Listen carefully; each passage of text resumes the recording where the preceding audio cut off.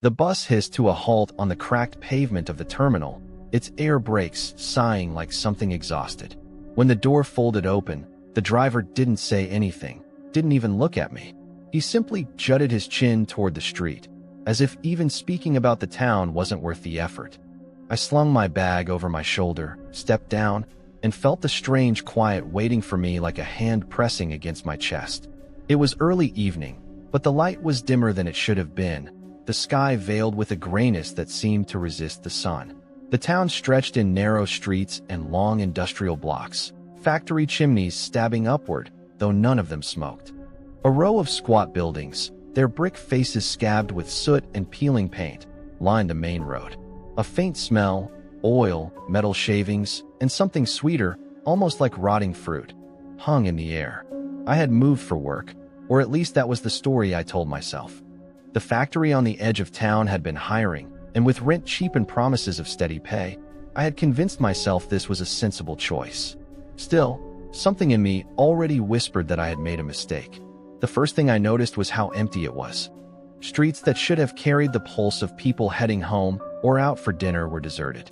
Doors and windows were shut, blinds pulled low, and many buildings had thick blackout curtains behind the glass. The silence was wrong. Cities, towns, even small villages, they all had sounds. Dogs barking, a radio playing, laughter, arguments, the rattle of a bicycle wheel.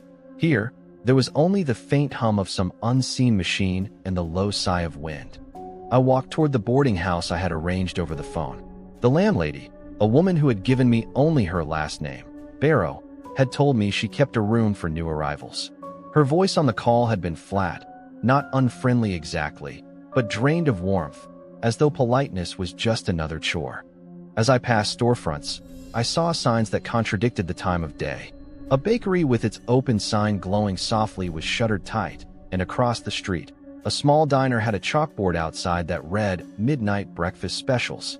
A hardware store had hours posted from 11 p.m. to 4 a.m. It was as if the town had inverted itself, operating on hours no other place would recognize. Halfway down Main Street, I paused. From somewhere distant came the sudden sound of movement, boots scuffing, a quick shuffle, and then it stopped. I glanced around. The sidewalks remained empty. Every window was closed, every curtain drawn. When I reached the boarding house, the door opened before I could knock. Mrs. Barrow stood framed in the dimness, a stout woman with sharp cheekbones and eyes that didn't quite meet mine. She ushered me inside with a brisk nod. "You got here late," she said. "It's only 7, I replied. Her mouth twitched, almost like she wanted to smile but thought better of it. 7 here doesn't mean the same as 7 elsewhere. She turned and walked down a narrow hallway, her shoes thudding against the old wooden floorboards. The place smelled faintly of mothballs and boiled cabbage. The wallpaper had yellowed with age, peeling at the seams, and the light bulbs glowed a dim amber, as though they hadn't been replaced in years. She showed me to my room on the 2nd floor, a square space with a single bed, a desk, and heavy curtains that had been nailed to the window frame so no light could escape. "Keep those closed," she said, tapping the fabric with one blunt finger. "Because of the sun?" I asked, trying for humor. Her eyes fixed on me then, hard and unsmiling. "Because people here value their rest. Light bothers them." Something about the way she said "them" made me want to ask more, but I didn't. She left without another word, and I set my bag on the bed. The mattress sagged, the springs groaning like something alive. I sat for a moment, trying to steady myself, but the silence in the house pressed in. I thought of the curtains nailed shut, of the lifeless streets outside, and I shivered. Later, when hunger pushed me to explore, I left the boarding house and walked back toward Main Street. The air had shifted, cooler now, and the sky held a faint, bruised purple. As I neared the diner, I saw movement at last. A man stood under the buzzing neon sign, smoking. His face was narrow, his eyes hollowed with shadows, and his work clothes looked stiff with use. He exhaled smoke, studying me as I approached. "You're new," he said. His voice carried no curiosity, only certainty. "Just arrived today," I answered. He nodded once. "Don't stay out late." "Why?" His mouth twitched into something like a smile, but it never reached his eyes. "Because when we sleep, you don't want to be the only one awake." Before I could ask what he meant, He crushed his cigarette under his boot and slipped inside the diner. I hesitated before following. Inside, the diner glowed with dim yellow light, but it wasn't bustling the way I expected. Instead, it was nearly full of people, all sitting in silence, eating with mechanical precision. Plates clinked, forks scraped, but no one spoke. Some wore heavy coats despite the warmth, and all of them looked pale, drained, their faces carrying the slack look of exhaustion. The air was thick with the smell of fried food and stale coffee. When I slid into a booth, a waitress approached. Her apron was spotless, but her hair was tied so tightly back it looked painful. "Coffee?" she asked. "Yes, please." She poured without waiting for me to say more. Her hands shook slightly, the liquid sloshing. When I thanked her, she didn't respond. I glanced around the room. At one table, 3 men sat with their eyes half closed, chewing slowly, like sleepwalkers forcing themselves through the act of eating. At another, a woman had her head propped against her hand, her eyelids fluttering. The strange thing wasn't just their exhaustion. It was that they all seemed to share the same rhythm, nodding slightly, chewing in unison, even lifting their forks at nearly the same moment. When I finally asked the waitress about the town's hours, she froze. For a moment, I thought she wouldn't answer. Then she leaned down, her voice a whisper. "Don't ask questions about that. Not unless you want them to notice you." "Who?" But she straightened abruptly and walked away. I sat with my untouched coffee, heart beating too fast. Around me, the other diners continued their silent meal, and though none of them looked directly at me, I felt their attention, like something held just out of sight, waiting. When I left the diner, the streets had changed again. More people were out now, though they moved with a strange stiffness, as if their bodies resented the effort. Some shuffled toward the factories, others back toward homes with sealed curtains. No children played, no one laughed.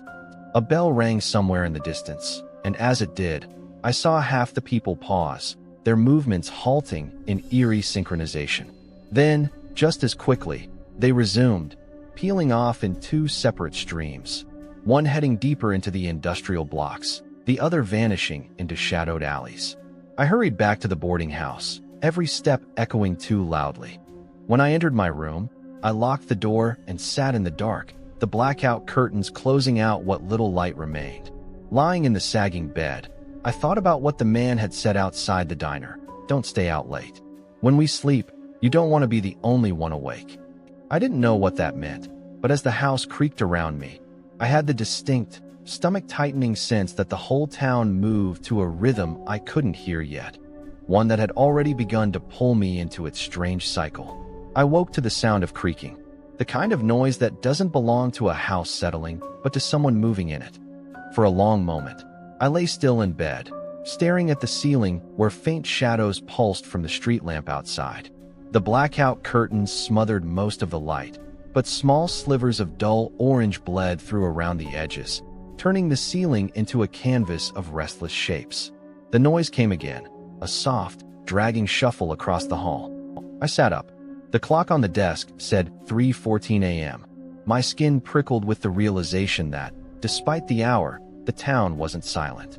Somewhere beyond the walls, I heard the faint whir of machinery, the dull thrum of something turning. An entire rhythm carried through the floorboards, a pulse that wasn't mine, but that seemed to vibrate in time with my own heartbeat. I got up, cracked the door, and peeked into the hallway. The air smelled faintly of damp plaster and mothballs. Mrs. Barrow stood at the far end, her back to me, one hand resting on the wallpaper as if steadying herself. Her shoulders slumped, and her head hung forward in a way that suggested the weight of her skull was unbearable. She turned suddenly, as though she had sensed me. Even in the dim light, her eyes looked sunken, bruised with fatigue. Yet they still carried a sharpness, a glint that pinned me where I stood. "You heard it, didn't you?" she asked. I swallowed. "Heard what?" She gestured vaguely toward the window. "The bell." I hadn't heard a bell. Not tonight. But I remembered the sound from yesterday evening, echoing across the streets, dividing the people into 2 groups. "Mrs. Barrow," I said slowly, "what's going on in this town?" Her lips pressed thin. For a moment I thought she would ignore the question, retreat back into silence. Instead, she stepped closer, her movements stiff, as though she were forcing herself through thick syrup. "This place," She let out a humorless laugh that rasped in her throat. This place doesn't run like other towns. We don't sleep when we please. We don't wake when we please. We take shifts. The words sank into me like a cold stone dropped into water. Shifts. Yes. She leaned against the wall, her breathing shallow. Half the town wakes while the other half sleeps. Always. Day, night, it doesn't matter. It's all divided. One group slumbers while the other works, and then the bell rings, and we switch. That's why the streets were empty. She nodded once, slow. That's why you'll see curtains drawn at midday, or shops open at midnight. Everyone has their time. Everyone keeps to it. But why? I asked. Her eyes flicked toward the ceiling, toward the nailed curtains in my room. She lowered her voice until it was nearly a whisper. Because if we didn't, none of us would rest at all. And if you don't rest here, her voice trailed off. She didn't finish the thought. I stepped out into the hall, my bare feet cool on the wooden boards. What happens if someone doesn't follow the shift? What happens if they resist? Her face tightened. Her hand shot out and gripped my wrist with surprising strength. Never fight the bell, she said. Her nails bit into my skin, her breath sour with stale tea. You hear it. You do as it tells you. That's the only way to survive here. The grip lingered a moment longer. Then she released me, stumbling back slightly as though drained by the effort of speaking. Her body looked wrong in that moment, like a figure that had been awake too long, stretched too thin, its edges unraveling. You should rest, she muttered. Your time will come soon enough. Before I could reply, she turned and shuffled back down the hall. I watched her retreat, her shadow elongating unnaturally across the floor, as though the dim light was bending around her. I returned to my room, but sleep didn't come easily. The words ran circles in my mind. Never fight the bell. I dreamt of bells. Not church bells, not the neat chimes of clocks, but something vast and metallic, tolling deep underground. Each strike seemed to vibrate through bone and blood, shaking me apart. In the dream, I saw people collapse as the sound rolled over them, their bodies slackening instantly, eyes closing in eerie synchronicity. At the same time, others rose from their beds, their movements jerky, as though strings had pulled them upright. I woke gasping, the sheets clinging to my skin with sweat. My heart hammered, and it took me a moment to realize the sound in my ears wasn't only from the dream. A bell was ringing. The tone was low, almost too low to hear at first, a hum that trembled in the walls. Then it deepened, louder, as though it traveled not through the air but through the bones of the buildings themselves. The blackout curtains shivered slightly, dust sifting from where they were nailed. And then, silence. The street outside stirred. I couldn't see it, but I heard the faint thud of synchronized footsteps, the opening of doors, the hush of 100 voices cut short.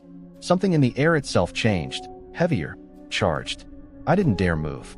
Mrs. Barrow's warning burned in me. Never fight the bell. But what did that mean? Was I supposed to sleep now, or wake? No one had told me what shift I belonged to. My body leaned toward exhaustion, my head fogged and heavy, yet the very act of lying down felt dangerous. What if I chose wrong? The question haunted me as the sounds outside slowly died away. The silence returned, deeper this time, as if the town had been swallowed whole. The next morning, if it could be called morning, I ventured downstairs. The air smelled of burned toast and strong coffee. Mrs. Barrow sat at the kitchen table, her eyes red-rimmed, her fingers wrapped tightly around a chipped mug. She looked as though she hadn't slept in days, though something about her posture suggested this was her version of rest. You heard it, she said without looking at me. Yes. Her lips pressed into a thin line. And you stayed awake. I didn't know what else to do. Her gaze flicked up, sharp. That's dangerous. Very dangerous. The bell doesn't like to be ignored. Then tell me what it wants. I snapped, the tension in my chest finally breaking. You keep warning me, but you won't explain. What is this town? Why does it sleep in shifts? She studied me for a long time, her expression unreadable. Finally, she said, the factories. It started with the factories. Long ago. They said we had to keep them running, day and night, no pause. So we divided ourselves, half awake, half asleep. At first, it was only about the machines. But the rhythm, it spread. It got into us, into the air, into the bones of the town. Now, it doesn't matter if the factories run or not. We keep the shifts, Because the town demands it. The town demands it. Her eyes darkened. You'll understand soon enough. I leaned forward. And if I don't, then the town will take you in its own way. She drained her cup, stood, and walked to the sink. Over her shoulder, she added softly, I've seen it happen. I've heard the screams through these walls. Better to keep the rhythm. Better to obey. That evening, as the sky darkened to the strange bruised violet of this place, I sat by my nailed curtains, waiting. I tried to read, tried to distract myself, but every tick of the clock only wound me tighter. When the bell rang again, I felt it deep in my chest, a resonance that made my teeth ache. Mrs. Barrow's words thundered in my skull, never fight the bell. So I let myself collapse into the bed. The last thing I heard before sleep dragged me under was the faint shuffle of footsteps in the hall. Hers or someone else's, I couldn't tell, moving in rhythm with the unseen machinery of the town. By the third day, I had grown restless. The warnings Mrs. Barrow fed me were only half-truths, and though fear tugged at me, something stronger gnawed deeper, a need to see what really happened in this town. I couldn't keep hiding behind nailed curtains and muffled advice. I wanted to watch the rhythm for myself. That morning, if it could be called morning, I slipped out onto the street. The air was damp, a fine mist hanging between the buildings, muting everything into shades of gray. Few people were about, most walking with that same exhausted stiffness I'd already come to associate with them. Their heads lolled forward, their eyes rimmed red, but their feet moved in steady, unbroken cadence, as if their bodies had surrendered control to something else. Shops stood open in odd sequence. A grocer with lights blazing though no customers stood inside. A barber shop with its poles spinning lazily, but no barber in sight. Other doors were locked, windows sealed. The town didn't run on logic, not the kind I knew.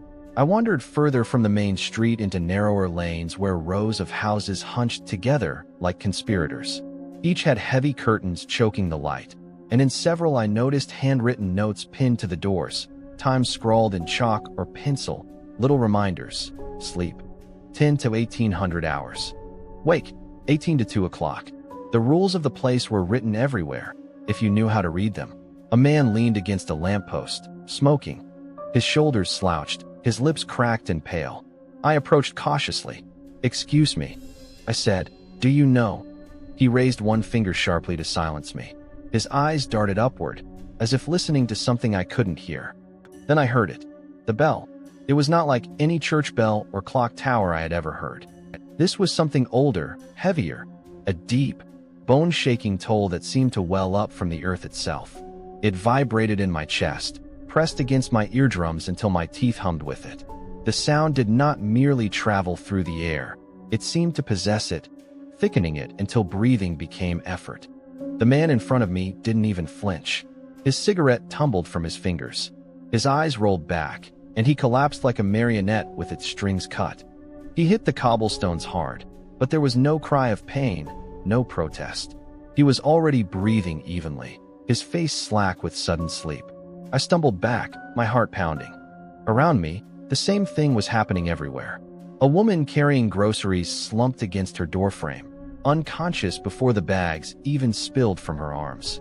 Two children who had been playing jacks in the gutter toppled forward mid-game, their bodies folding gently as if some hand had lowered them.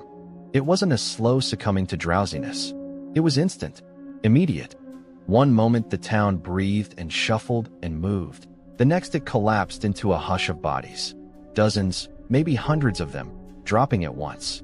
The silence that followed was worse than the bell itself. Streets once occupied by faint movement now lay scattered with sleepers, their bodies tangled across doorsteps, sidewalks, and roads.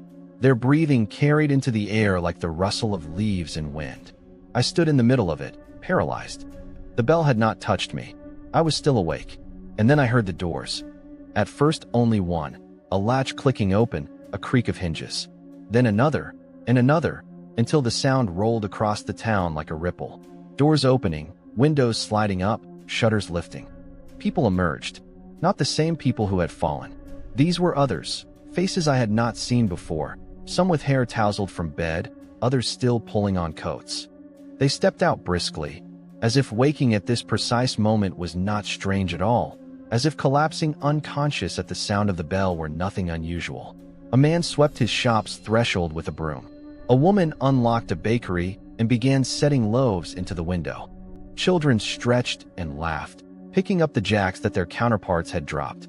Life resumed instantly, seamlessly, as though one half of the town had simply handed existence to the other. My stomach turned. I stumbled backward into an alley, pressing myself against the brick wall, watching as the new crowd filled the street. Their movements weren't sluggish like the others I had seen before. No, these ones were sharp-eyed, alert, energized. It was as though they had been storing their vitality for this exact moment, ready to spring into motion the second the bell allowed. But there was something uncanny about their synchronization. The way they all moved in rhythm, unlocking doors at nearly the same beat, lighting lamps together, even their conversations beginning and ending in waves. A living current surged through them, a collective pulse. I clamped a hand over my mouth, afraid that breathing too loud would make me stand out. I didn't know if being awake during the wrong shift was merely frowned upon or punished. From my hiding place, I saw the man who had collapsed at the lamppost. His body was sprawled awkwardly across the curb, one arm bent beneath him. The new people stepping around him didn't look twice. They didn't help him, didn't acknowledge him. It was as though he wasn't there. The rules were clear. Those who slept were forgotten until their time returned. I forced myself deeper into the alley, every instinct screaming to retreat, to get back behind the nailed curtains of my room. But something inside me also whispered, "Stay, watch, understand." I don't know how long I lingered there, heart thrumming in my throat. The new shift had fully taken over. Shops bustled. Voices rose and fell. The town was alive again, vibrant even, but it was the life of strangers, replacing the lives I had glimpsed only hours before. At some point, a boy, no more than 12, walked past the mouth of the alley. He carried a bundle of newspapers under one arm, shouting headlines I couldn't make out. For a moment, his gaze flicked toward me. His eyes lingered longer than they should have, and I felt the weight of being seen. Then he smiled, a thin, knowing smile, and continued on without a word. My blood ran cold. When I finally returned to the boarding house, Mrs. Barrow was waiting in the front parlor, as if she had expected me. She sat stiffly in a worn armchair, hands folded in her lap, her expression unreadable. "You went out," she said flatly. I couldn't deny it. My clothes were damp with mist, my shoes tracked with the grit of the street. "I saw it," I whispered. "The bell, the collapse, the others waking. I saw it all." Her eyes darkened. "You shouldn't have. Not yet." "Why not? What is this? How does it even happen? People don't just..." I broke off, struggling for words. "They don't just fall asleep like that. They do here," she said simply. I pressed forward, desperate. But why me? Why didn't it take me? Why wasn't I forced under like the rest of them? For the first time since I'd arrived, Mrs. Barrow's composure cracked. Her lips trembled, her gaze darted toward the nailed curtains. When she finally spoke, her voice was hoarse. "Because you don't belong to the rhythm yet. You're still outside it. And that is dangerous." "Dangerous for me?" I asked. Her silence stretched. "Then, dangerous for all of us." She rose abruptly, her body jerking with the effort, and began shuffling toward the kitchen. Over her shoulder, she gave me one last warning. "If you value your life, don't ever let the town notice you're awake when you shouldn't be." That night, lying in the suffocating dark of my room, I thought again of the boy's smile in the street. The way his eyes had fixed on me, recognizing something. I realized then, with a chill that went bone deep, that the town already knew. The morning after my first encounter with the shift, I didn't sleep. Not properly. My body begged for it. My head swam with exhaustion, but every time I closed my eyes I saw the streets full of collapsed bodies, and then the new ones rising from beds and doorways. I saw their eyes, bright and alert, moving as one. And worst of all, I saw the boy's smile, knowing, intimate, as though he had recognized me from someplace I didn't remember. By late afternoon, my nerves couldn't take the confinement of the boarding house any longer. Mrs. Barrow had been silent since her warning the night before, moving around the kitchen like a shadow. I told her I was going for a walk, but she only muttered something about keeping my head down and didn't look up from the sink. The air outside was different, cooler, heavier. A storm threatening but never arriving.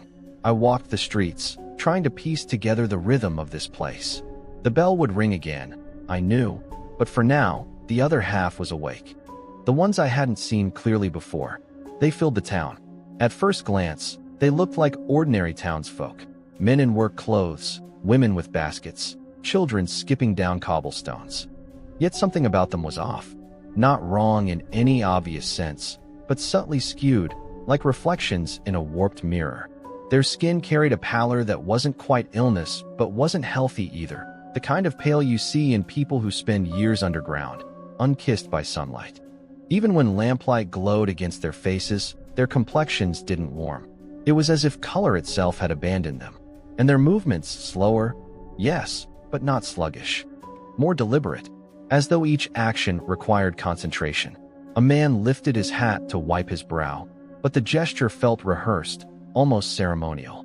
A woman arranged apples in her shop window, each fruit placed in precise alignment, her eyes flicking back and forth like a metronome. I passed a group of boys playing marbles in the gutter. Their laughter rang high and sharp, but when I glanced back a second later, they had all turned their heads toward me in perfect unison, their eyes following me until I vanished around the corner. I told myself I was imagining it, that my exhaustion was warping perception. But then, in the marketplace, I saw it again. A butcher, pale as candle wax, was arranging cuts of meat behind glass. His knife flashed, slicing easily, but when he caught sight of me, he froze. His eyes locked onto mine, gray, unfocused, but carrying some strange depth. He didn't blink. His lips parted, and in a voice low and strained, he murmured, "I've seen you."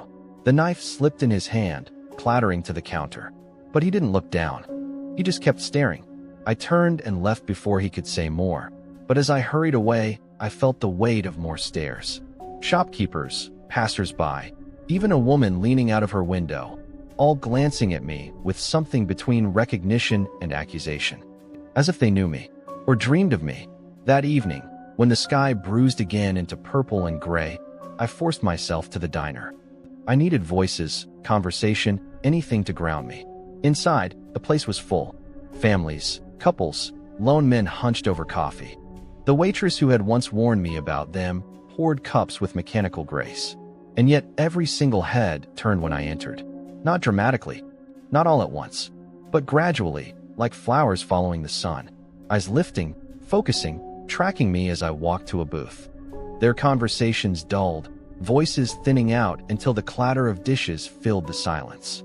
I slid into a seat, heart hammering. The waitress approached, her hands trembling as she held the coffee pot. "You shouldn't be here," she whispered. "I just want to know why they look at me that way," I whispered back. "Why do they?" Her hand twitched, spilling a drop of coffee on the table. She leaned down, her lips close to my ear. "They think you're one of them." I turned to her sharply, but she had already moved on, pouring coffee for the next table, her face blank. I glanced around. The eyes staring back at me were pale, glassy, unmoored, but in their depths, a flicker of something else. A recognition, yes, but tinged with longing. Or hunger. One man rose and walked toward me, his steps deliberate. He leaned across the booth, close enough for me to smell the faint sourness of his breath. His voice was soft, a whisper meant only for me. "You walked through my dream last night." I froze. "I saw you," he continued. "In the factory corridors. You had no face, but I knew it was you. You were knocking on doors that aren't supposed to open." I stammered something, denial, protest, I don't know what. But he only straightened and walked back to his table, leaving me shaken. Dreams. They claim they saw me in their dreams. The uncanny weight of it pressed in from every side. These people weren't just strangers. They knew me, somehow, or thought they did. Their eyes followed me with that dreadful certainty, as though my existence here was proof of something they'd all half remembered in sleep. By the time I returned to the boarding house, Mrs. Barrow was waiting in the parlor again. Her face was drawn tighter than before, her lips pursed white. "They've noticed you," she said. I sat heavily in the chair across from her. "Who are they?" "The ones that wake after the bell." "What makes them so different?" She didn't answer right away. She looked at the window, at the nailed curtain, as though weighing whether it was safer to speak or stay silent. "They are the other half," she said finally. "Not less real. Not less human. Just changed." The rhythm reshaped them. Too much sleep at the wrong times, too much wakefulness at others. It wears on the body, wears on the mind, until what rises isn't the same as what laid down. I shuddered. But why do they recognize me? Why do they say they've seen me in their dreams? Her eyes flicked to mine, and for the first time, fear showed in her expression. Because dreams are where the two halves bleed together, where one shift leaks into the other. And if they're seeing you there, her voice trailed off. She pressed her lips together, refusing to finish the thought. I leaned forward. Tell me. But she only shook her head, whispering the same refrain again and again. Never fight the bell. Never fight the bell. That night, I dreamed again. I walked through the streets of the town, but the sky above me was too close, sagging low like a ceiling. People lay sleeping in the gutters, their faces pale, their mouths slack. And from doorways, others stepped out, their eyes blank, their skin stretched thin, their smiles wide and knowing. You don't belong to either half, they said, voices echoing in unison. But we've seen you anyway. And as they closed in, hundreds of them, their pale hands reaching, I felt a terrible understanding blooming in me. I was not just an outsider in this town. I was the fracture in its rhythm, the mistake that both halves now recognized. At first, I thought I would never grow used to it. The bell, the sudden collapse of bodies like puppets cut from their strings, the strange rotation of two halves of a town that never truly existed at the same time. But as the days, or what I thought of as days, passed, the cycle seeped into me. It became impossible to deny. I found myself living by its rhythm the way a body lives by its heartbeat, irregular though it felt. In the mornings, if they could be called mornings, I rose into the light-dappled town. The streets looked normal enough when I was among the first half. Grocers arranging apples into neat pyramids, children chasing each other down cracked sidewalks, factory workers trudging toward the skeletal chimneys at the edge of the town. The faint smell of iron and coal lingered even when the machines fell silent. This was the half I could almost believe in. It looked like any other working town, gray but sturdy, with routines that made sense.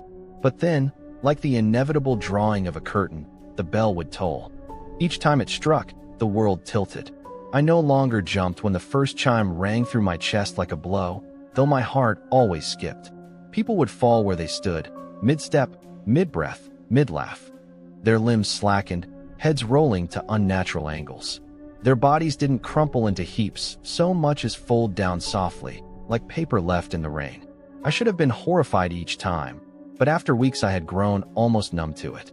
It was the waking that troubled me more. When the others rose, the other half, as I came to call them, it felt like reality adjusting around me. They emerged from shadows, doorways, or beds with a seamlessness that suggested they had always been there, that I had simply failed to see them. Their skin bore that faint pallor I'd noticed before, as though they lived under a thinner sun. Their eyes followed me with too much intent, too much recognition. I had never spoken to them beyond strained pleasantries. It was not that I feared their words, but rather what they might confirm. Still, I began to live between these shifts as best I could. I learned that certain shops belonged only to one half or the other. Mrs. Fallon's bakery, with its loaves crusted in flour like a dusting of snow, existed only in the waking half I had first known. But when the bell rang, the bakery went dark and bolted, its windows shuttered, and across the street a butcher's stall would open, its glass case glowing faintly with slabs of meat I had never seen sold by day. The same was true with neighbors. One family in the house across from mine, then another entirely once the bell passed, as though the home were a shared possession never meant to belong to just one world. It became clear that this was no simple matter of day people and night people. It was a kind of duality, a division of existence so precise and so absolute that even possessions were shared on a schedule. I learned quickly that no matter how many questions I asked, no one in either half ever explained the rules in full. They only looked at me as though I were a child fumbling toward something unspeakable. The worst was how the cycle began to sink into me. At first, I tried to resist it. I fought the bell, holding my eyes wide, gripping the arms of chairs until my fingers bruised, refusing to yield to the dragging heaviness in my skull. But resistance came at a cost. The landlord had warned me, never fight the bell, and I began to understand why. The times I fought hardest, I awoke in a haze so thick I couldn't remember what I had done. Hours went missing, full spans of life erased as if I'd been pulled through a blank corridor. Worse, my dreams, or what I thought were dreams, began to blur into waking. I would see pale faces in my sleep, staring at me across half-built bridges, narrow alleys, rooms that smelled faintly of smoke. I woke with the impression that I had been speaking with them, living among them. It dawned on me with sickening clarity. The halves were not separate from me. I was being folded into them. My waking hours became predictable. I drank tea at the same cafe each morning, though the menu seemed to change depending on the half. Sometimes it was coffee and bread with jam, served by a smiling young man with a mole on his cheek. Sometimes it was thick, bitter broth ladled by a tired woman with pale hair that never stayed tied back. They both looked at me as though I were their regular. They greeted me with the ease of familiarity, though to me they were strangers. Conversations became treacherous. Once, I tried to ask Mrs. Fallon about the butcher who appeared when she vanished. She froze, bread knife hovering above a loaf. For a moment her eyes glazed, and I thought she hadn't heard me. Then she lowered her voice and said, "Best not to mingle the halves, love. The halves don't like to bleed." Bleed. The word haunted me. Even my own home was not safe from the cycle. I discovered this one evening when the bell tolled while I was sitting in the kitchen. The sound shook the walls and sank into my bones. I barely had time to stand before the heaviness dragged me down. My eyes closed against my will, and when I opened them again, the kitchen was not quite the same. The clock on the wall had stopped, though its pendulum swung without ticking. My chair had shifted a few inches, though I hadn't moved. Most unsettling of all was the faint, lingering warmth in the teacup on the table, as though someone else had just set it down. The realization cut through me. I was not merely a visitor to this town. I was living in someone else's life when they were gone, and when I was gone, they were living in mine. I tested this theory over the following weeks. I would place objects carefully before the bell: a coin, a folded note, a pencil balanced on the edge of a counter. Without fail, they would be moved when I returned. Sometimes the note was gone altogether. Once, I left a single line scrawled on paper. "Who are you?" The next shift, a reply had appeared in shaky handwriting. "You already know." I nearly left the house that night, fleeing down the streets as though distance could save me. But the town held me like a vice. No matter how far I walked, I ended up circling back to the same streets, the same rows of houses, the same factories looming in the dark. It was as though the cycle itself had boundaries I could not cross. And yet, with every repetition, I felt myself softening to it. My body adapted to the rhythm of the bell. The unease became a dull throb I carried in my chest, the same way one carries a chronic ache. I found myself anticipating the bell, not with fear, but with grim expectation. When it tolled, I no longer tried to fight.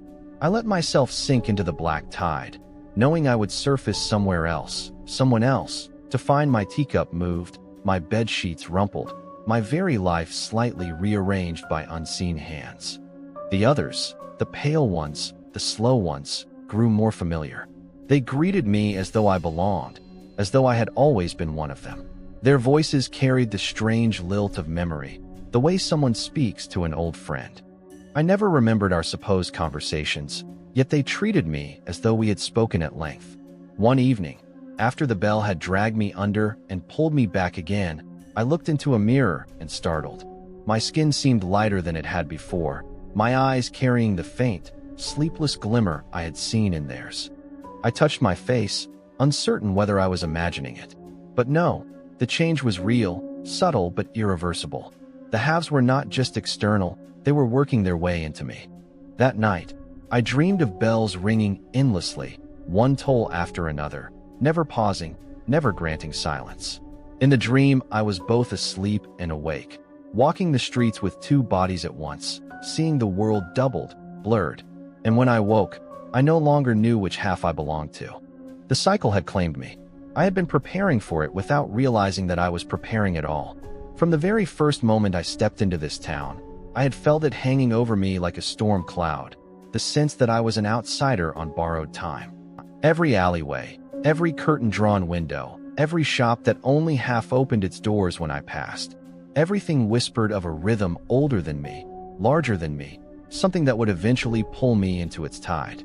The bell was always there in my thoughts. I had seen it in action, felt its pressure reverberating through the air like a shudder in the bones of the earth. But I had only been a witness, never a participant. I told myself I could resist. I told myself that when the bell came again, I would be ready, that I could ground myself in sheer willpower. I had been awake through long nights before, university exams, hospital vigils, the restless insomnia of youth, and I had always believed I had more stamina than most. But this was not about stamina.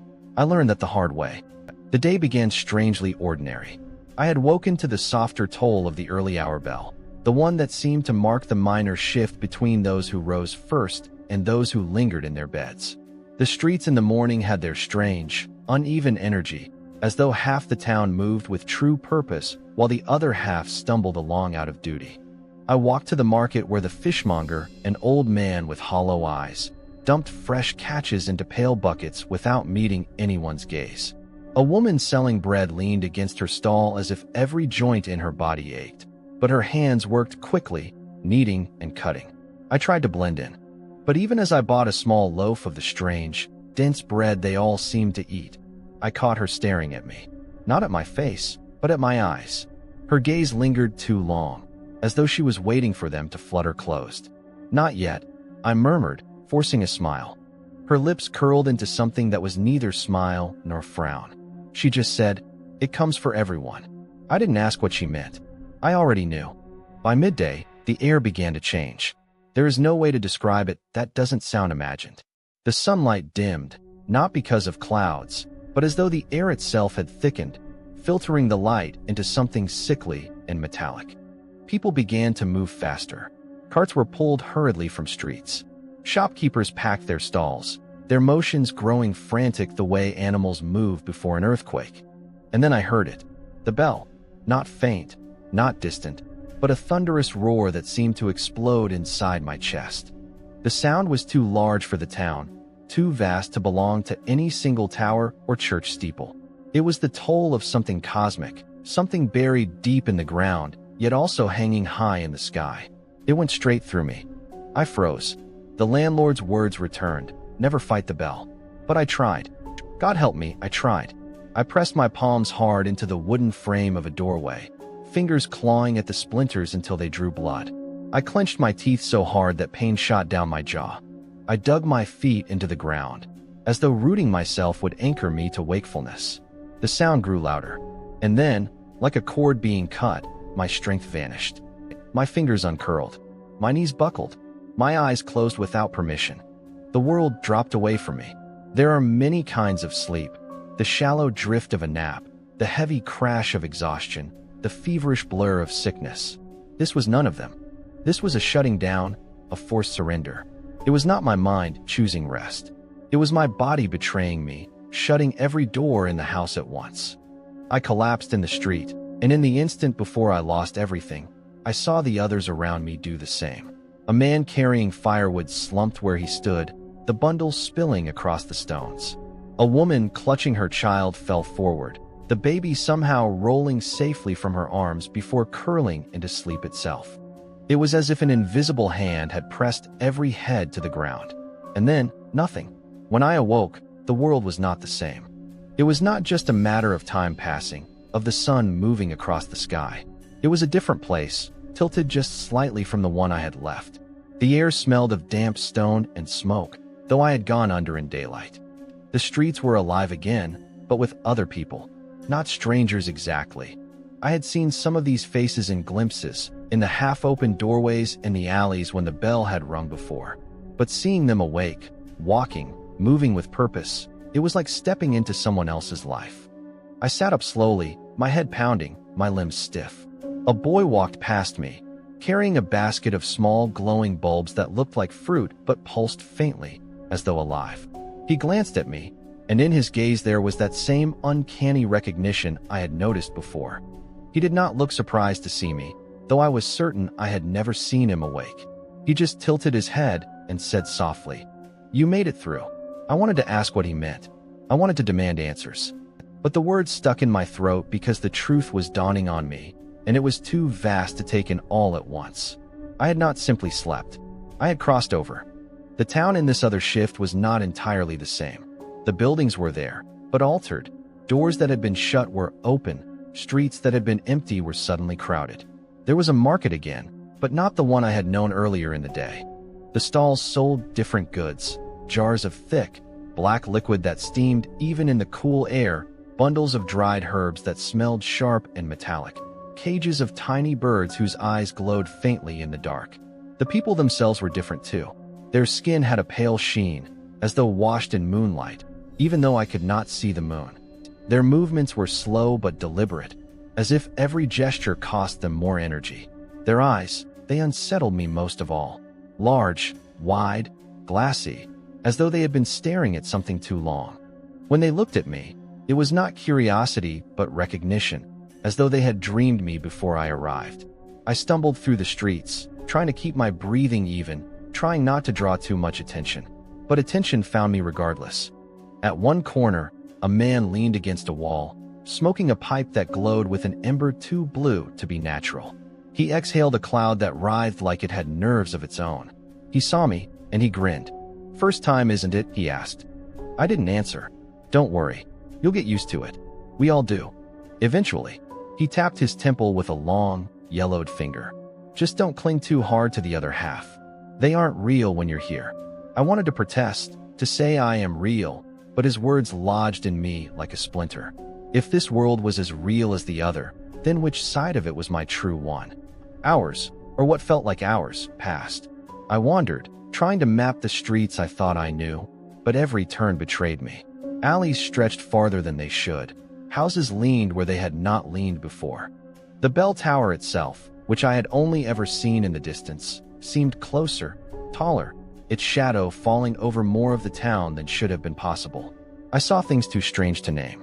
A fountain in the square no longer gushed water but a thick, clear syrup that drew moths the size of my hand. A church had its doors flung wide, and from inside came the sound of dozens of people humming in perfect harmony, the tone low and vibrating in my chest.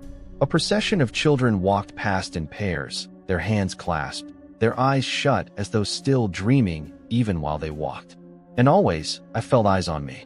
Eventually, exhaustion, or something heavier than exhaustion, drove me to sit. I sank onto the steps of a building with a crooked roof, my head in my hands. The world felt wrong, stretched thin, and I was unraveling with it. That was when the landlord found me. He emerged from the shadows like he had been waiting for me. His eyes were even more sunken now, dark circles sinking deep into his skull. But here, in this shift, his skin looked different, ashen, fragile, like old paper. "I told you," he said softly.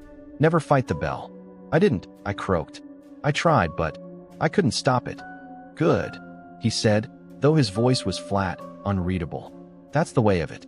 You fight, you tear something inside yourself. You don't wake up the same. Some don't wake at all." I swallowed hard. "What is this place? Who are they?" He looked at me, long and heavy, and for a moment I thought he might tell me. But instead he just shook his head. "You're in it now," he said. "That's all you need to know. One half, then the other. Back and forth until," he trailed off. "Until what?" I pressed. His mouth twisted, but he gave no answer. Instead, he simply reached out and touched my shoulder. His hand was cold, too cold for a living man. "Go back to your room," he said. "Rest while you can. The bell will come again soon enough."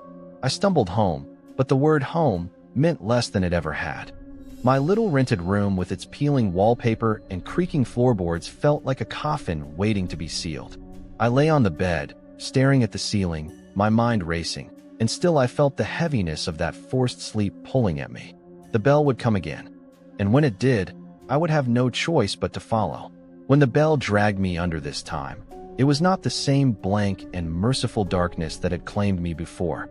It was not sleep, not even dream in the familiar sense. It was as though my consciousness had been caught in a gear, a toothless cog endlessly grinding in place, unable to move forward yet compelled to turn.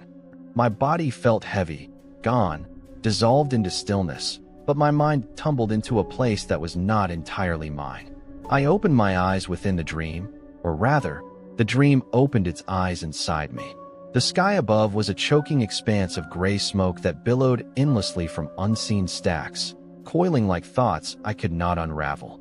Below me stretched an industrial wasteland, not dead but alive, alive in the wrong way.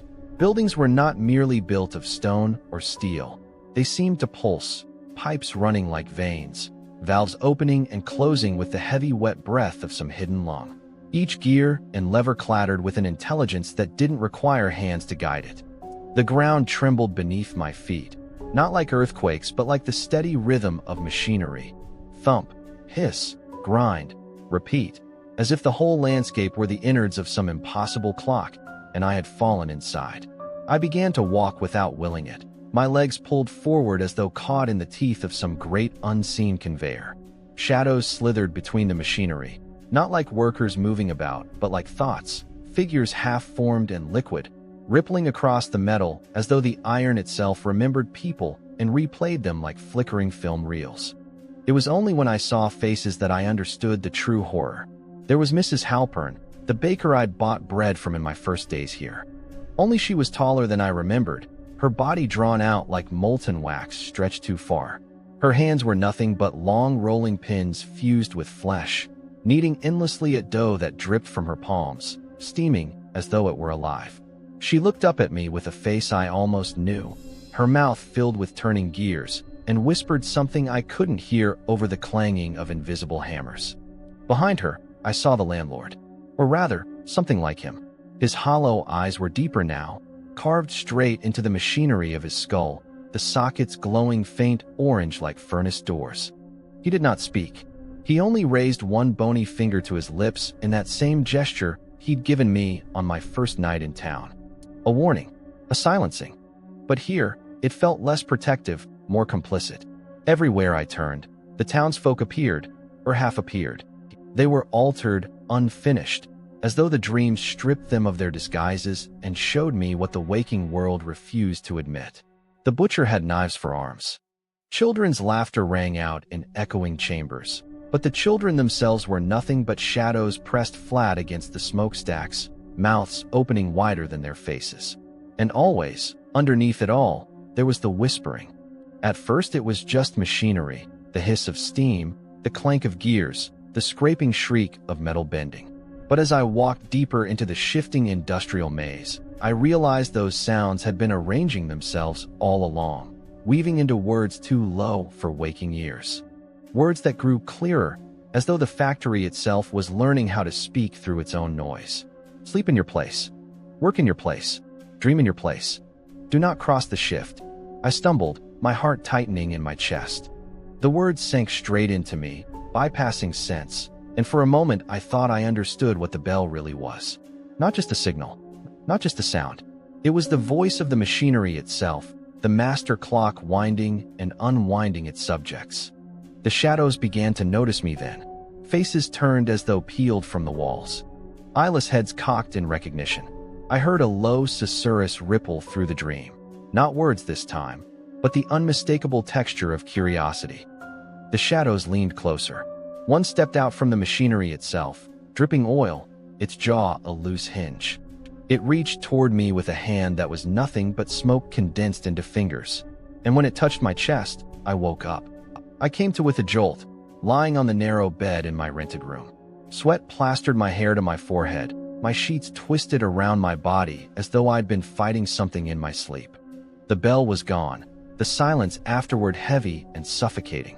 My clock on the dresser told me hours had passed, hours I could not remember except through the dream. But the worst part was not the memory of the dream. The worst part was that I could still hear the whispers. Not loud, not clear, but faint, a hiss in the walls, a clank in the pipes, a groan in the wooden floorboards. The same rhythm, the same almost words that had spoken to me in the dream. And when I went to the window, peeling back the blackout curtain just enough to look, I realized I was not the only one. Across the street, a woman I had never seen before stood staring into the night, her pale hand pressed flat to her window pane as though she were listening too. And further down, a man walked stiffly down the cobblestones, muttering in his sleep with eyes wide open. The dream had not ended when I woke. It had leaked, staining the town. That night, or perhaps that day, time was blurring already. I could not shake the sense that I was being watched, not by people, but by the walls themselves. Every creak of the building sounded like words rearranging. Every flicker of the lamp seemed like a signal I couldn't decode. And when I finally did drift into a natural sleep, the dream returned, picking up exactly where I had left it, as though I had only paused the machine instead of leaving it. This time I did not walk alone. The landlord was waiting for me in the dream. His body was thinner now, half skeleton, half scaffolding, but his face was clear, disturbingly clear, more vivid than in waking life. He beckoned me without speaking, leading me through a tangle of churning gears taller than buildings. Sparks rained down like shooting stars, but they never touched him. Finally, in a chamber that looked like the heart of a colossal clock, he stopped. A pendulum swung overhead, slow and deliberate, its shadow slicing across us with every pass. And in the brief flashes of light, I saw more townsfolk standing frozen against the walls, eyes closed, lips moving silently as though chanting. The landlord leaned close to me. His mouth was wrong, opening too wide, teeth like cogs. When he spoke, his voice was not his own. It was the grinding of machinery, the same words I had heard in whispers. "Do not fight the bell." I woke again screaming, my throat raw, my window rattling in its frame though there was no wind. And in the silence that followed, I realized the bell had not yet rung. The shift had not yet changed, which meant I had dreamed without permission. And that was worse than anything else. Because if the machinery had noticed me walking its halls unbidden, then sooner or later, it was going to reach back. I woke with my mouth tasting faintly of salt and rust, the kind of flavor you get after biting your tongue in a nightmare. My bed sheets were tangled around me, twisted so tightly they felt like restraints. The room was colder than usual, though my small radiator hummed steadily in the corner. I sat up, rubbing the sleep from my eyes, and almost immediately sensed that something was wrong. At first, it was nothing more than a prickling unease, the sort of vague discomfort that comes when you wake in a strange place. But this wasn't strange anymore. The boarding house room, with its peeling wallpaper and the lingering odor of mildew, had already become familiar in its bleakness. No, what was wrong wasn't the room itself. It was something inside it. Something subtle, invasive, wrong in the most personal way possible. My suitcase, the one I kept tucked under the bed, was not flush against the wall where I had shoved it days ago. It was pulled slightly forward, angled as though someone had rifled through it in haste. I crouched down, heart hammering, and yanked it open. The clothes were folded. No, they were refolded, but not the way I did it. Too neat, as if done by careful, practiced hands. I touched each item one by one. My shirts, my spare jeans, the notebook where I scribbled my thoughts. Nothing seemed missing. But then my fingers brushed against a small piece of paper that I knew for certain hadn't been there before. A note, written in hurried pencil strokes. "Stop looking. Stop asking. Sleep when it is your time." The words wavered, not from the handwriting, but because my vision blurred, panic pressing against my chest. I crumpled the note instinctively, my skin crawling with the sense that someone had stood over me, while I lay unconscious, and left it like a calling card. The bell. The enforced sleep. I thought back to the last toll, to the overwhelming weight that had crushed me into unconsciousness, and the vivid dream that followed. The great gears turning in the dark, the smoke, the shadowed figures who whispered in machinery tongues. And then I thought of this note, sitting quietly among my belongings, waiting for me to wake. Had I left it for myself? The thought startled me as much as the alternative. What if, when the bell dragged me down into its mechanical lullaby, something else rose up? What if my body, or some version of me, continued moving through the town, interacting, living, while my consciousness was trapped in dreamscapes of smoke and steel? I staggered into the small kitchen of the boarding house, still clutching the crumpled note. My landlord was already there, sipping tea from a chipped mug, his sunken eyes watching me with unreadable patience. "You're pale," he remarked, his voice dry as paper. "Someone's been in my room," I blurted out. "My things are moved." I didn't dare show him the note. I wasn't sure if he'd nod in grim confirmation or laugh at my paranoia, but he only tilted his head, as if considering me from a distance. "Not someone," he said slowly, "something. Or perhaps the other you." "What does that mean?" My voice cracked. He stirred his tea with a spoon that clinked too loudly in the silence. When the bell claims you, it is not simply sleep. You should know that by now. You've seen the faces in the dream. You've heard the whispers. Do you think that part of you simply vanishes when you fall? No, it continues. It splits. The cracks show eventually. I tried to laugh, to dismiss him as a mad, old man lost to superstition. But the laughter caught in my throat, strangled by the note burning in my palm. So you're saying, I whispered, I'm living a second life I can't remember? His lips curled into something that wasn't quite a smile. Not living. Borrowing. Don't ask more than that. You won't like the answer. I left the kitchen trembling, the sound of his spoon against the cup following me like a metronome. That day, the fractures widened. I went to the corner shop, the one that only opened in the night half of the cycle, to buy bread. The shopkeeper, a woman with gray-streaked hair and two wide eyes, greeted me warmly. Back again already, she said, handing me a loaf wrapped in wax paper. I froze. Again. She looked puzzled, then quickly covered it with a smile. Yes, last night. You bought butter, bread, and matches. Quite a lot of matches. I wasn't here last night. She tilted her head in the same uncanny way my landlord had, her pupils dilating in the dim lamplight. Perhaps you don't remember. The bell makes things slippery. I dropped a few coins on the counter and left in haste, my hands shaking as I clutched the bread. Matches? Why would I have bought matches? I never used candles in my room, too afraid of fire in this creaking wooden boarding house. And yet, as I unlocked my door and stepped inside, I found them stacked neatly on the table. 3 boxes, unopened. My head swam. That night, after the bell dragged me under again, my dreams grew sharper, more invasive. I was walking through the Dream Machine landscape, gears grinding underfoot like cobblestones.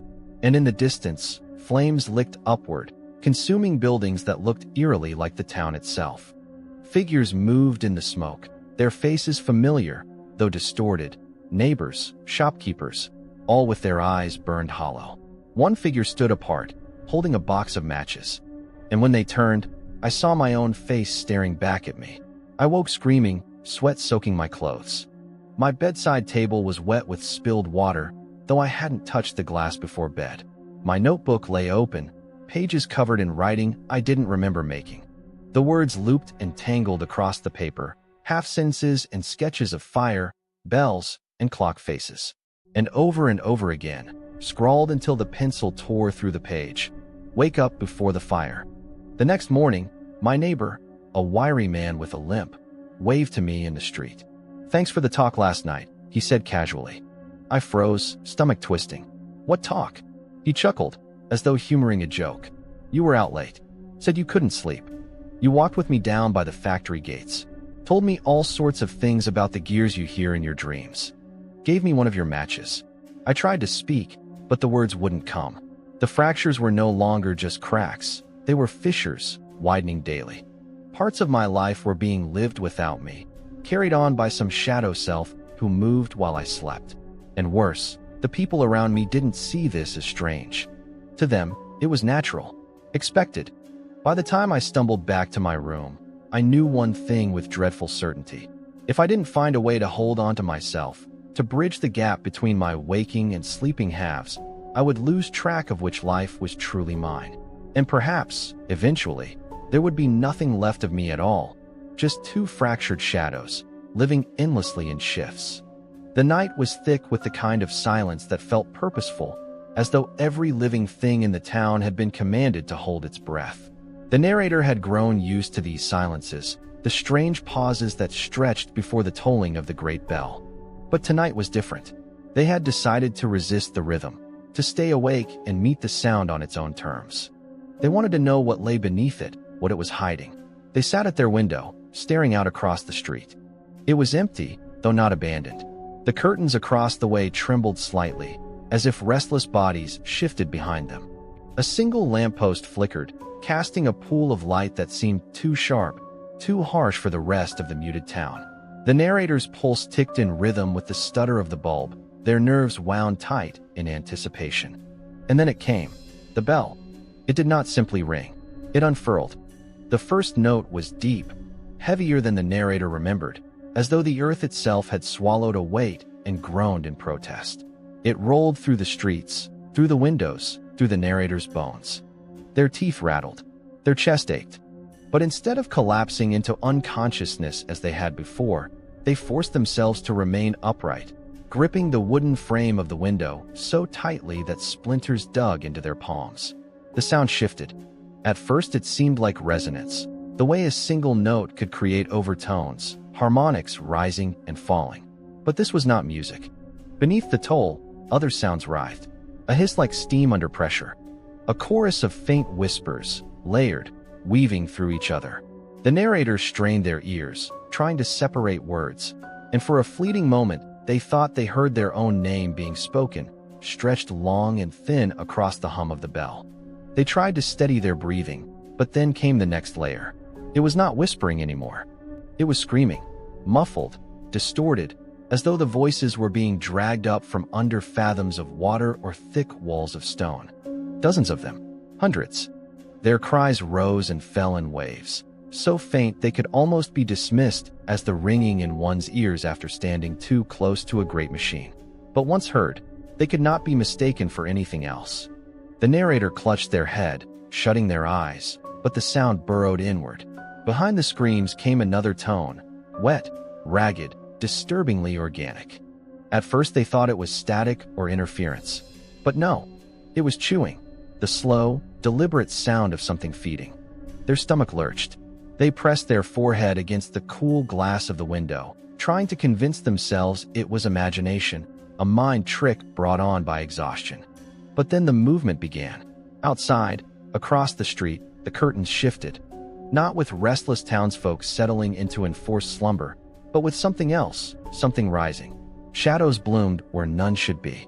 The door to the bakery creaked open, and a man stumbled out. His gait was loose, broken, as though his joints had forgotten their proper use. His head lolled, mouth slack. He turned toward the sky as though he could see the bell itself, and a sound left his throat that was both sigh and groan, carried away on the unnatural air. The narrator realized with horror that he wasn't the only one. All across the street, from alleys and doorways and shuttered shops, figures emerged. These were not the neat halves of the cycle the narrator had come to expect, not the pale dreamers, not the waking folk. These were something else. Shambling, mouths twitching in faint echoes of screams. They walked without purpose, as if pulled forward by strings only they could feel. The bell tolled again, and the chewing grew louder beneath it. The narrator's vision swam.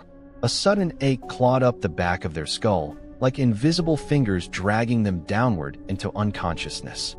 For a moment, panic surged. They thought they would collapse, just as always, pulled into that abyss of sleep against their will. But then they remembered the landlord's warning, never fight the bell. They had ignored that, and yet here they were, resisting. Barely. They bit their lip until blood filled their mouth, the metallic taste anchoring them. And then, clarity cut through the storm. They understood what they were hearing. The screams beneath the bell weren't only trapped voices. They were familiar. Some belonged to people they had met. The grocer with trembling hands, the child who had stared too long at them from across the square, the woman who hummed a broken lullaby while sweeping her stoop. But others were not voices they recognized from the waking town. They were from the dreams. From the strange industrial wastelands where gears turned themselves and shadows whispered. The dream townsfolk were here, in the toll. They were in the sound. The narrators stumbled back from the window, while rising in their throat. The bell was not simply marking time, not merely dividing wake from sleep. It was consuming. Every toll was not an announcement. It was a mouth. And it fed. The chewing they heard beneath the toll was not metaphor, not imagination. It was hunger-made sound. Whatever force ruled this town, whatever mechanism, whatever intelligence, it was not merely ringing a bell. It was devouring the people who lived here, cycle after cycle, bite after bite. The narrator covered their ears, but it was too late.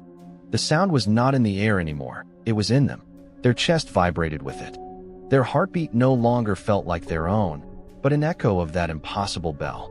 Their thoughts frayed, torn between waking awareness and the pull of sleep. And then, for the briefest instant, silence. The toll cut off midway through, as though swallowed. The screams halted. The chewing paused.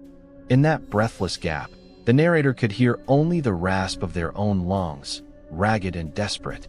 They opened their eyes and saw that every shambling figure in the street had turned to face their window.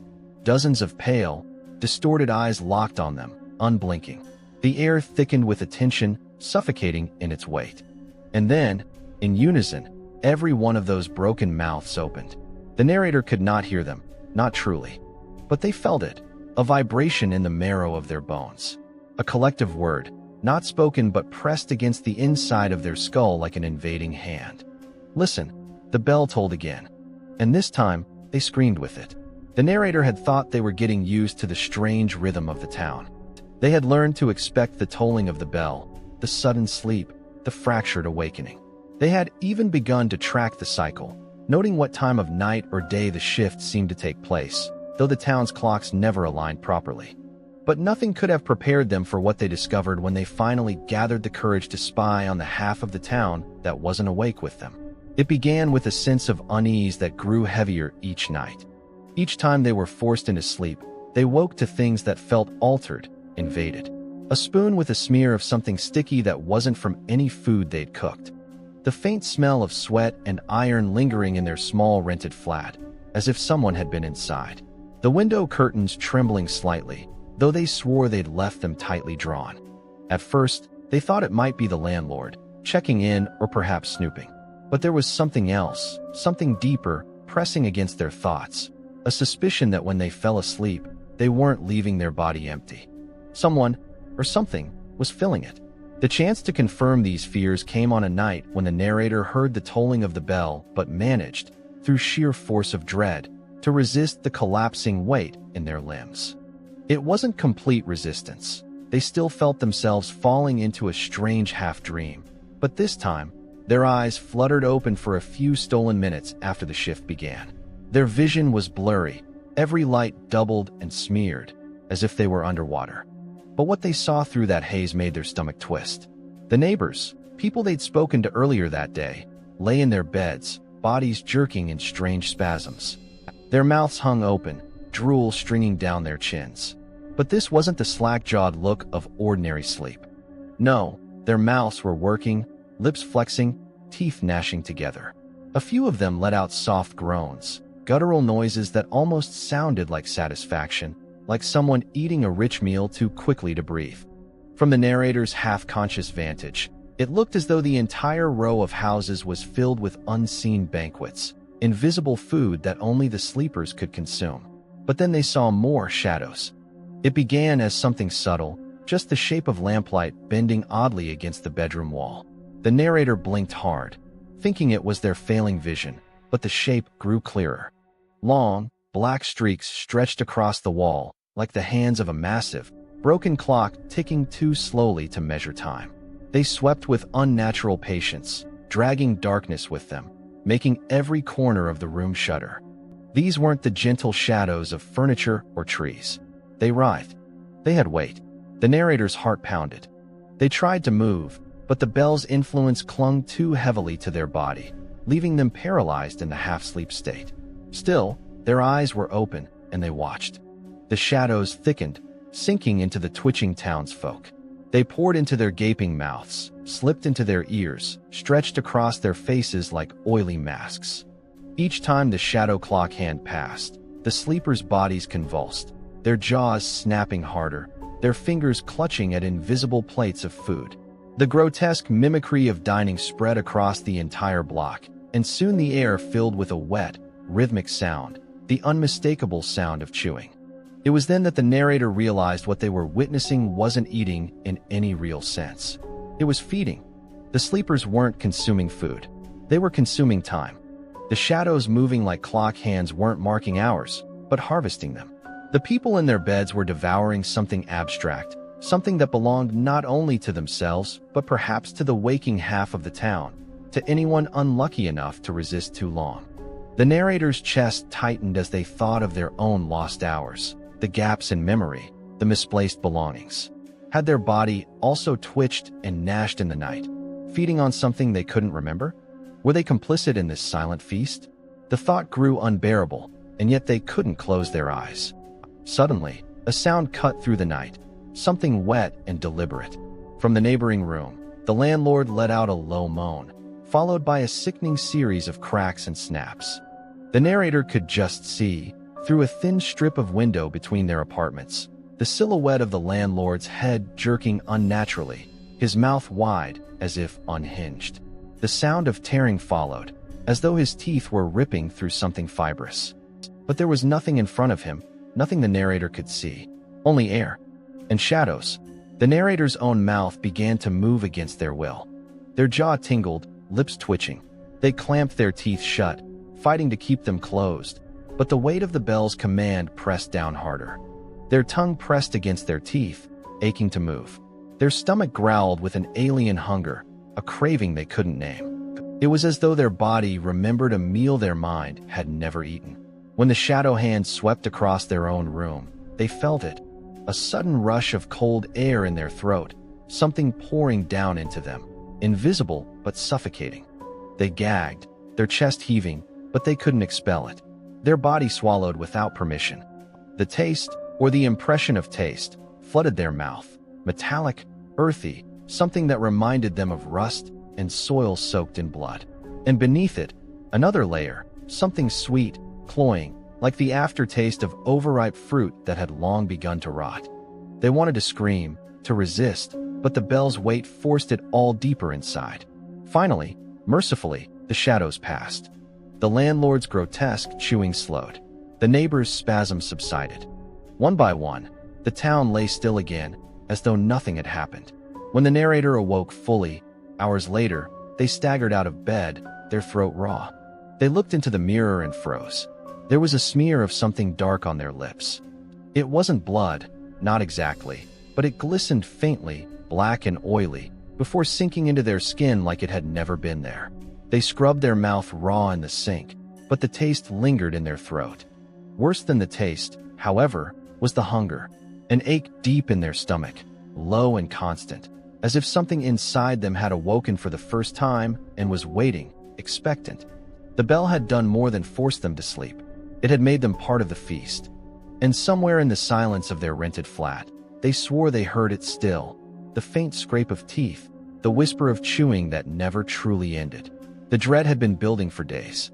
Ever since the narrator had heard the layered truth inside the bell's toll, ever since they had seen the shadows moving like clock hands across the walls of the sleeping townsfolk, the rhythm of the place had taken on a darker weight.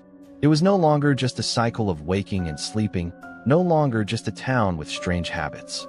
It was a system, a ritual, an organism that fed on its own people. And now the narrator wanted out of it, or at least to see what lay beyond the enforced veil of unconsciousness. They began preparing the way anyone might prepare for a long, sleepless night of work or study, except with an almost religious desperation. They bought cans of bitter coffee from the all-night shop, whose pale clerk eyed them with an expression that could almost be pity. They crushed caffeine pills between their teeth, the chalky bitterness burning the back of their throat. They brewed pot after pot of dark tea until the kitchen counter was slick with spilled liquid and tea bags stacked like corpses. And still they weren't sure if it would be enough. Because the town wasn't normal. Sleep wasn't natural here. The bell was no mere sound. It was a command, something woven into marrow and blood. But the narrator told themselves that the body was flesh, and flesh could resist. That thought became their mantra as they prepared. When night came, they set themselves up in the center of their apartment, pacing from wall to keep the adrenaline pumping. They forced their eyes to stay wide, forcing focus on small details, the cracked paint on the wall, the frayed cord of the lamp, the shadows pooling around the floor. They muttered aloud, reminding themselves of their own name, their own identity, as if speaking would tether them to wakefulness when the bell came. And then, as always, it came. The sound tore across the town like an invisible net, the first reverberation so deep it shook the water glasses on the counter. But beneath it, as the narrator had already heard once before, were the layers, the voices, the screaming, the muffled chew of unseen jaws grinding bone to dust. Their body wanted to seize up at once, knees buckling, eyelids slamming down like heavy shutters. They fought it. The first second stretched into agony. Their vision blurred, the edges of the room tilting. Their heart raced too fast, then seemed to hesitate between beats, stuttering in their chest. They clutched at the wall, nails scraping paint, and screamed, "No, not this time." Their legs shook violently, veins tightening as if filled with liquid fire. Their teeth rattled against each other so hard that sparks of pain shot into their skull. Their jaw locked halfway open, breath dragging in like a drowning victim gasping through water. Still, they stayed standing. Through the window, they saw the collapse ripple across the town like dominoes. People fell where they stood, some crumpling on sidewalks, others folding behind steering wheels, shopkeepers sinking mid-gesture. It was grotesque and silent except for the bell. The world fell into slumber, yet the narrator was still awake. For 3 breaths, they believed they had won. But then the body betrayed itself. The tightening in their veins grew unbearable, as though something enormous and mechanical had taken hold of their blood, pumping it against their will. Their vision turned white, then red, then a spinning smear of both. Their teeth chattered until they cracked against one another, copper flooding their tongue. Their chests seized, refusing to draw breath. The narrator staggered, coughing, hands clawing at their own ribs as if they could tear the pressure out of their lungs. The bell tolled again, and it was no longer just sound. It was inside them, in their skull, in their blood. Every part of their body vibrated with it, resonating like they were nothing more than a hollow shell being struck again and again. Blackness slammed into them before they could scream again. When they awoke, it was not the same waking. Their body lay in a place they didn't recognize, not their bed, not even their apartment. Cold concrete pressed against their cheek, the air damp and metallic like a factory floor. They dragged themselves up, dizzy and trembling, and realized they were surrounded by walls that seemed to pulse faintly, like breathing iron. Gears shifted overhead, enormous teeth grinding against one another, but the gears were not fixed into machines. They floated, suspended in smoke, turning without axis or support. And beyond the smoke were figures. Townsfolk. Familiar faces, but altered. Their skin glistened like oil, their mouths worked soundlessly, and their eyes, when they turned, were made of revolving cogs, teeth clicking endlessly against themselves. They were sleepwalking, not in beds but in this place, this realm beneath the bell's power. Their movements were jerky, repetitive, as though repeating motions from another life, stirring phantom pots, hammering phantom nails, embracing phantom children. The narrator stumbled backward, desperate to wake, but the dream world clung to them. They realized, with horror, that this was what resisting the bell had cost them. They had not escaped it at all, they had fallen deeper. The whispers grew louder, the same whispers they had half heard in earlier dreams. Machinery speaking, pipes groaning like throats, vents exhaling words and steam. And within the whispers were phrases that seemed meant only for them. You fight the cycle. The cycle feeds. The cycle hungers. They turned and saw shadows rippling across the ground, massive, pendulum-like, sweeping too slowly to belong to any clock. They dragged light with them, carving the world into slices of brightness and gloom. And the townsfolk's bodies shuddered each time the shadows passed over them, as though feeding on their motion. The narrator tried to scream themselves awake, clawing at their arms until blood slicked their palms. But no pain, no effort could force them out. They were trapped in the bell's realm, deeper than ever, body and mind chained together in this fractured place. Only after what felt like an eternity of wandering through the metallic fog did the blackness return again, swallowing them whole. When they next awoke, it was back in their bed.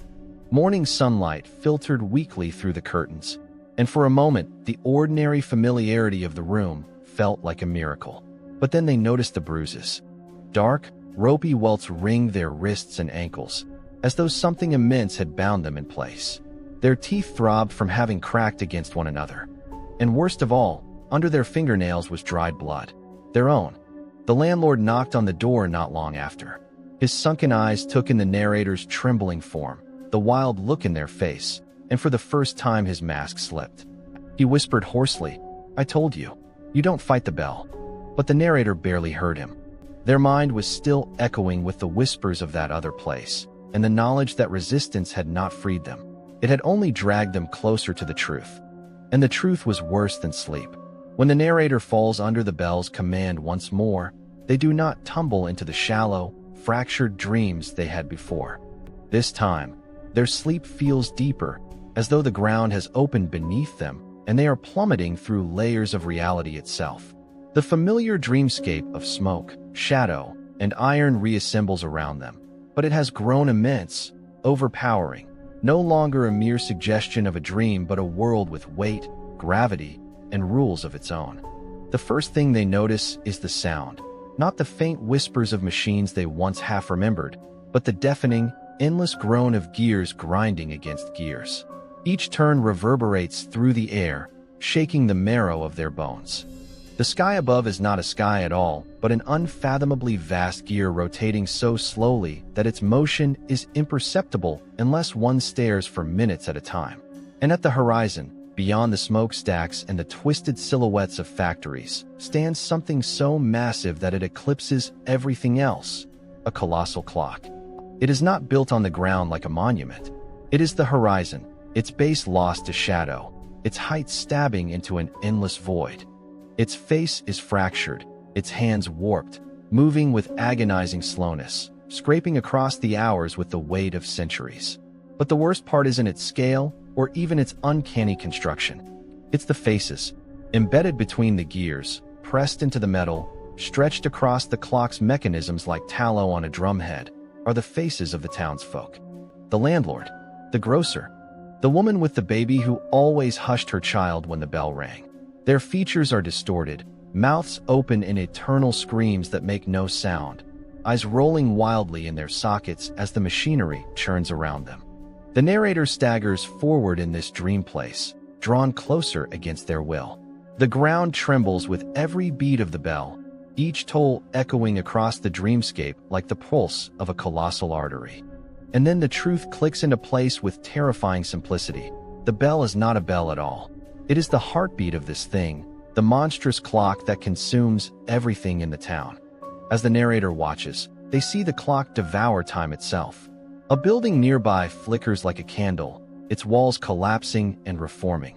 A bakery they once passed by, then a boarded-up ruin, then a skeletal frame, all shifting in an instant, consumed and regurgitated by the gears. And then they see people, dozens of them, pulled toward the teeth of the machine as if by some unseen current. They thrash and cry out, but no sound escapes them. When the gears close around their bodies, their screams continue in silence, their faces imprinted into the clock, added to its eternal engine. The narrator realizes, with a nauseating jolt, that this is what has always happened to the town. The cycle is not just about sleep and waking, it is about feeding. The clock feeds on lives, grinding them into time, converting every heartbeat into its own monstrous ticking. Every time the bell tolls, the town surrenders its people bit by bit. Their dreams are siphoned away, their hours stolen, their souls pressed into the gears. And then the narrator hears something new, voices beneath the grinding of the clock. Not whispers, not screams, but a chorus calling their name. They look up and see, etched into the machinery, a face they recognize with cold horror, their own. Their reflection stares back at them from between the clock's teeth, its mouth silently moving, as if begging for help. It looks older, hollow-eyed, drained of color, as though time itself had gnawed away at it.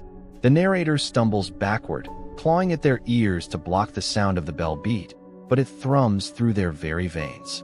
They fall to their knees, realizing the full, awful truth. This is not just the fate of the town.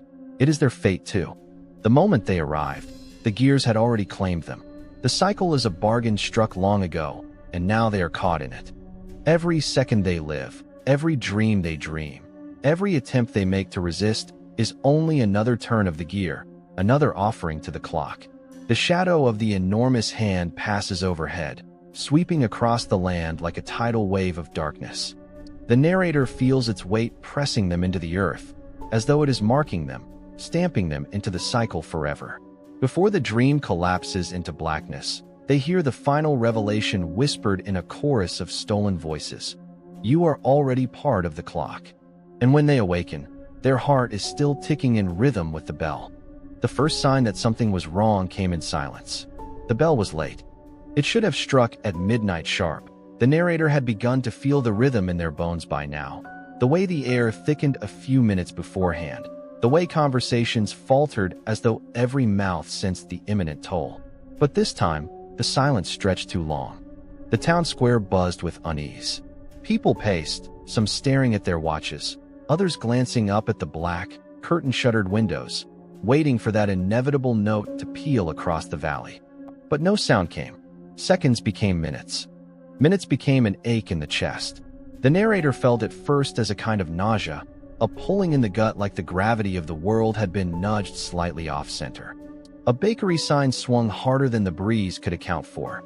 Streetlights flickered in uneven pulses, not on any mechanical timer, but in arrhythmic shudders, as though gasping for breath. And then, the bell rang. Only it was not the clean division it always was.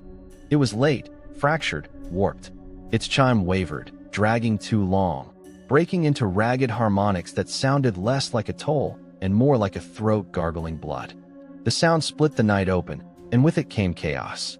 Half the town began to crumple as they always did, their bodies folding into the obedience of sleep. But the other half did not. They stayed standing, blinking in confusion. And for the first time since the narrator's arrival, both halves of the town were awake.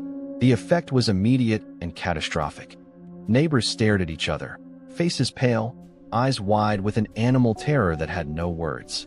Then the seizures began. A man across the street doubled over, foaming at the mouth, his limbs jerking like a marionette cut loose from its strings. A child screamed, but the scream bent into a guttural croak as her throat convulsed, eyes rolling back white. Blood burst in thin streams from nostrils, from ears, from the tear ducts of those too slow to collapse. The bell hadn't just woken them both, it had ripped them out of alignment. The narrator staggered backward into a doorway, clutching at the frame as the ground itself seemed to judder.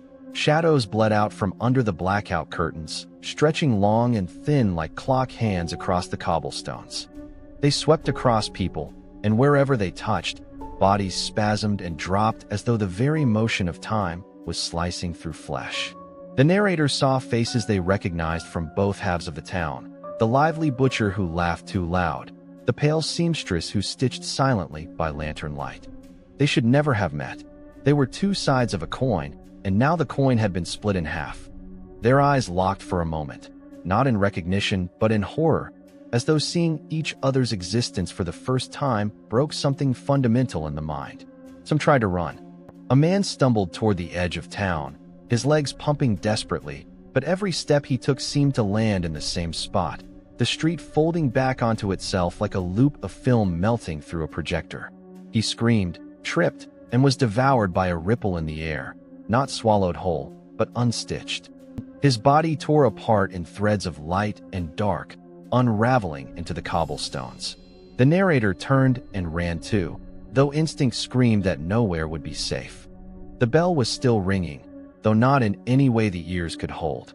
It was a chime fractured into countless overlapping tones, voices upon voices, grinding gears and rattling teeth. It pulsed in their veins, made their teeth chatter until one cracked against the other, sent a sting of iron blood down their throat. They stumbled into an alley and saw the most horrifying sight yet.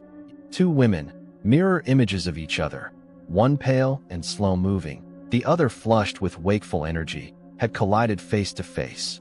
They reached for one another, trembling, as if magnetized by a force older than comprehension. For a heartbeat they simply touched, palms pressed, and then their bodies began to fuse. Skin bubbled, jaws locked, eyes slid sideways into sockets that didn't belong to them. They screamed as they melted together, collapsing into a heap of twitching limbs, half flesh and half shadow. The narrator retched, but nothing came up. Their stomach convulsed dry, their throat clawing. They realized with a surge of dread that the air itself was changing. It smelled of hot metal, scorched oil, and something sweet and rancid, the rot of meat left too long under a summer sun. The bell was more than sound. It was rewriting the town. Staggering back out of the alley, the narrator saw the clock tower itself. Normally distant and still, its blackened silhouette cutting against the night sky. Now it moved. The face of the clock turned not like gears, but like an eye, rolling across the sky to fix upon the square. Its hands shook loose from their center, and dragged across the rooftops like spears of black light. Wherever they swept, townsfolk fell, not dead, not alive, but erased. One of the hands passed close enough to the narrator that their hair lifted, as if the very seconds of their life were being pulled free, strand by strand. For a moment, they thought they saw their own shadow detach, lagging behind like a slowed reflection, before snapping back into place with a sting that rattled their bones. They fled again, blind with terror, tripping over collapsed bodies, over blood pooling in uneven streams, over broken glass that cut their palms and feet. They didn't know where they were running, only that stillness meant death. The sound of the bell deepened, dropping octaves until it was no longer something heard, but something felt in the chest cavity, in the marrow of the teeth. It shook shutters off their hinges, it cracked plaster, it rattled hearts into arrhythmia. People clutched their chests and dropped without a mark on their skin. And yet, in the chaos, there was something else. The narrator saw a figure moving calmly through the carnage, untouched by seizures or shadows. At first they thought it was a man, tall and thin, dressed in a long coat that trailed across the stones. But as he passed under a gas lamp, they saw no face. Just a smooth plane where features should be, with a faint ticking noise rising from within, like a pocket watch buried beneath skin. Wherever he walked, the bodies on the ground convulsed harder, then fell utterly still, as if he were harvesting something unseen. The narrator knew instinctively. This was not just another townsfolk caught in the overlap. This was part of it. A servant of the clock, a warden of the cycle. And for the first time, they wondered if the bell had been laid on purpose. The figure turned its faceless head toward them, and though there were no eyes, the narrator felt the stare bore into them, searching, measuring. They bolted before it could reach them, diving through a side door into an abandoned textile mill. The machines were silent, dust heavy on every surface, but the narrator felt a vibration in the floorboards, not from the machines themselves, but from something beneath. Something moving deep under the town.